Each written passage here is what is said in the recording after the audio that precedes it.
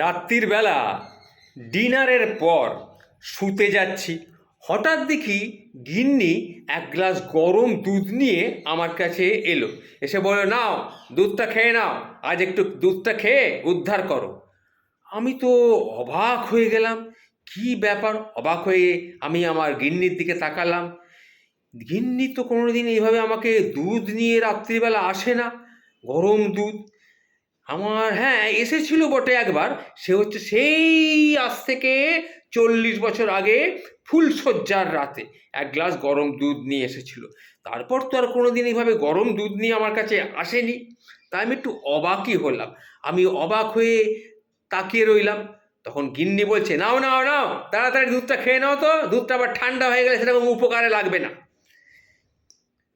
আমি তখন বললাম, আচ্ছা সে না হয় খাচ্ছি, কিন্তু এতদিন রাত্রে দুধ তো তুমি কোনোদিন আমাকে দাও না। আর এবে এবে কি করি? আচ্ছা, তা আমি কি নিজের কানকে কি বিশ্বাস করছি? তখন গিন্নি আবার বলল, আরে বাবা, তাড়াতাড়ি খাও, তাড়াতাড়ি খাও, তারপর গ্লাসটা ধুয়ে রান্নাঘরে রেখে তারপর শুয়ে পড়তে হবে। মেলা ফ্যাচ ফ্যাচ করো না তো, না মেলা কথা বাড়িও না। কি আর করি? তখন চুকচুক করে সব দুধটা খেয়ে নিলাম। খেয়ে নিয়ে এবার গ্লাসটা নিয়ে বেসিনে গিয়ে ধুয়ে টুয়ে রেখে দিয়ে বিছানায় এসে বসেছি। তখন গিন্নি বলছে, কি গো, দুধটা খেয়েছো তো? কীরকম লাগলো বলো, কীরকম লাগলো? হ্যাঁ, হ্যাঁ, তখন আমি বললাম, গ্লাসটা ধুয়ে এসে রাখলাম, কিন্তু আর বেশি তো ভালো লাগছে না। কী জন্যে যে তুমি আমাকে দুধটা দিলে? দেখো দেখো, তোমার গোপের ফাঁকে দেখো দুধটা এখনো লেগে আছে, একটু পুছে নাও, ওদিকে পুছে নাও। হ্যাঁ হ্যাঁ, সে না হয় পুছে নিচ্ছি বলে তোয়ালে দিয়ে আমি আবার মুখটা একটু পুছে নিলাম। পুছে নিয়ে শুয়ে পড়লাম। বৌদিকে আমার পাশে এসে চুপটি করে শুয়ে পড়লো। তখন আমি গিন্নিকে বললাম, আচ্ছা গিন্নি, আমার শ্বশুরের দিব্যি তোমাকে দিচ্ছি, এবার তো সত্যি কথাটা অন্তত বলো, তোমার কি পেট টেট খারাপ হয়েছে নাকি গ্যাস অম্বল কিছু হয়েছে? আরে বাবা, রাত্রিবেলা শোবার সময় দুধ তো তুমিই খাও, এটা তোমার প্রিয় জিনিস, তবুও তুমি আমাকে দিলে আজকে, কি ব্যাপার?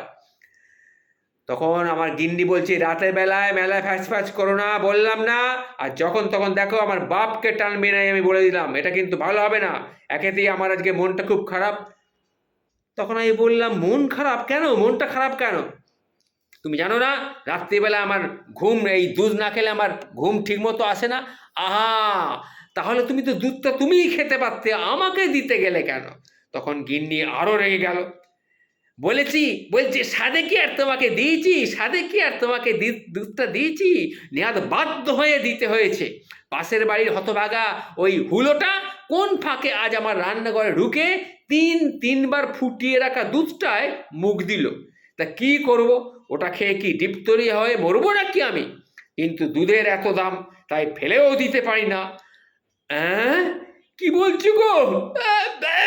আবার আমার এখনই তো বমি উঠে আসছে। আমি যাই, গলায় আঙুল দিয়ে বমি করে দুধটা বের করে দিয়ে আসি। এ কথা বলে আমি বেসিনের সামনে চলে গিয়ে গলায় আগুন দিয়ে আঙুল দিয়ে দুধটা বের করতে আরম্ভ করলাম। তারপরে এসে ক্লান্ত অবস্থা হয়ে বমি টমি কিছু হলো, তারপরে এসে আমি শুয়ে পড়লাম।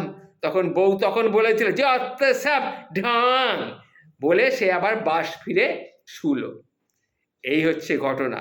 দেখুন, বিয়ের পর আর 40 বছর কেটে গেছে।